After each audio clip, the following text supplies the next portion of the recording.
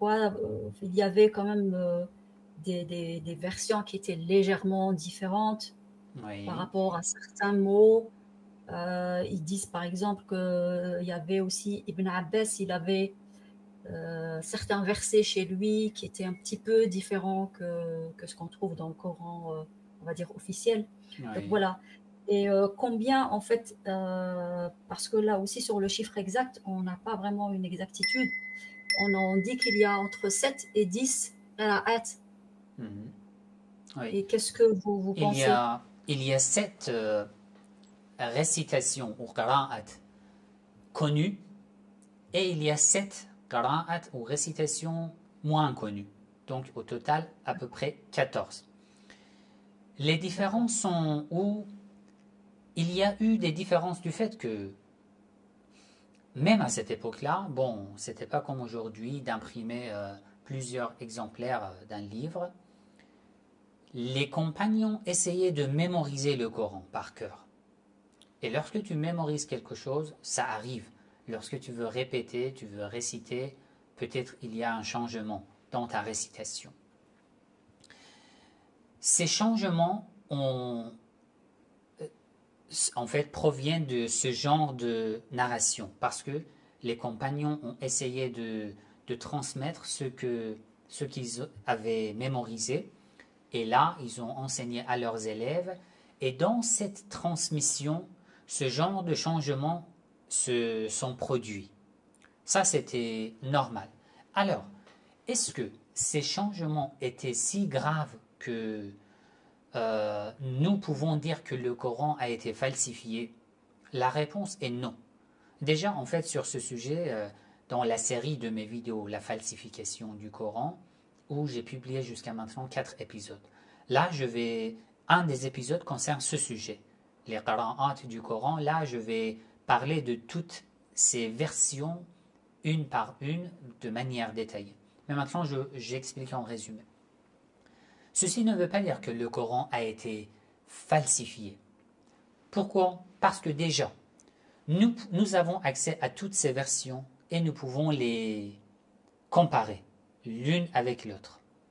Nous voyons que dans la plupart des différences, il n'y a pas de changement dans le sens du verset ou il y a peu de changement dans le sens du verset parce que les différences concernent plus dans les voyelles. Par exemple, euh, dans la sourate Al-Ma'ida, je vous donne un exemple.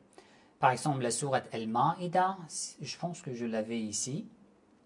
Oui, la sourate Al-Ma'ida, le verset des ablutions. يا أيها الذين آمنوا إذا قمتم إلى الصلاة فاغسلوا وجوهكم وأيديكم إلى المرافق وامسحوا برؤوسكم وأرجلكم. Ici, il y a un débat entre les chiites et les sunnites. Les chiites disent que arjulakum se réfère à imsahu, passer la main mouillée. Les sunnites disent que non, farasilu. Farasilu wujuhakum et à la fin, arjulakum. Vous devez laver vos pieds. Alors, il y a plusieurs, d'après les qira'at, les récitations, il y a Ya'qub, la version de Ya'qub, Hafs, Ibn Amir, Nafi', Kesa'i. Ces 5 narrateurs connus du Coran ont lu Arjulakum, ont lu Bikesriha, Arjulikum, ce qui renforce l'interprétation des chiites. Wamsahu biru'usikum wa arjulikum. Même si Arjulakum aussi est tout à fait correct. Mais eux, ils ont lu avec une kasra. Oui, les différences dans ce genre de différences se trouvent dans de différentes qira'at, les récitations, ou par exemple dans la même page, il y a la mastumun nisa, la mastum. Hamza, Kesa'i, eux, ils ont lu le terme la mastum bihadfil alif. نعم لا Lamastum. لمستم Voilà. et non pas لمستم. Lamastum, lamastum. Il y a ce genre de différence.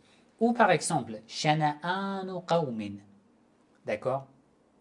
Ya ayyuhalladhina amanu, ولا يجمنكم شنآن قوم شنآن Ibn Amir, Shu'ba, Ibn Wardan, Ibn Jammaz, eux, ils ont lu بسكون النون الأولى شنآن قوم. La plupart de ces différences, soit ne changent pas le sens du verset, soit changent légèrement. C'est pour ça que, d'après les savants chiites, lorsque un marja, un spécialiste, veut déduire des fatawa, des avis حكم. juridiques, de hukm, il doit vérifier ces différentes versions. Il doit vérifier, comparer les hadiths avec ces différentes versions. D'accord?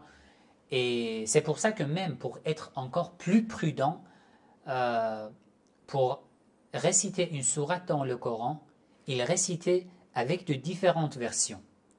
D'accord? Voilà, c'est comme ça, c'est ça l'histoire. Mais bon, quand même, on reste sur la version la plus connue aujourd'hui, même si les autres versions, les changements que je viens de mentionner, je viens de vous donner 3 exemples, ne sont pas à tel point de changer totalement le sens et la signification d'un verset du Coran.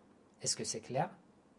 Oui, c'est clair. Donc, pour résumer, donc, les chiites ont accepté finalement ce qu'on appelle en français la Vulgate de Uthman. En fait, ça c'est... alors, ce qui se trouve aujourd'hui, ce n'est pas ce que je vois dans les réseaux sociaux, ils disent le Coran de Uthman, par exemple. Non, ça c'est incorrect. C'est le Coran qui a été compilé à l'époque du prophète. D'accord? Ces différences se sont produites après, là où les compagnons voulaient multiplier ou copier les manuscrits, après chacun se rappelait d'une version différente, et voilà, c'est comme ça que ça s'est répandu, ce genre de différence. Le Coran actuel, c'est le même Coran qui existait, qui a été compilé à l'époque du prophète Muhammad sallallahu alayhi wa sallam. Et le fait de dire que c'est le Coran ou l'exemplaire de la version de Uthman, ça c'est vraiment injuste. Parce que devant en fait tous les efforts que le prophète Muhammad sallallahu alayhi wa sallam et beaucoup de compagnons ont fait lorsque le prophète était en vie. Oui, d'accord. Oui. Ok, très bien, merci beaucoup. Je vous en prie, je vous en prie.